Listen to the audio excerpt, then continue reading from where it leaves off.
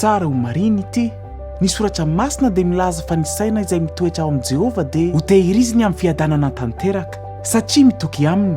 Ka rehefa mifantoka tanteraka aminy ny fonao sy ny sainao dia ho tehiriziny amin'ny fiadanana tanteraka ianao. Kanefa raha misy toe-javatra eo amin'ny fiainanao izay mahatonga anao tsy hifantoka aminy dia mandrombaka ny fiadananao izany satria aiza ny toerana ahitantsika fiadanana tanteraka? Ao aminy, mitsahatra eo aminy, mifantoka aminy.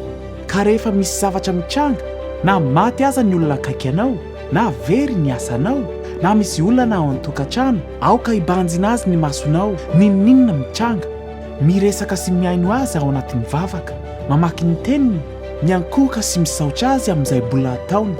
Tsy tokony hanahiny na inona na inona isika, fa aoka ny fisaorana no hoentintsika manambara ny fangatahantsika amin'Andriamanitra.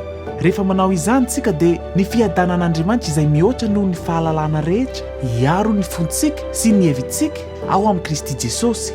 Aza avelandrombaka ny fiadananao ny olanao, aoka hibanjina azy ny masonao.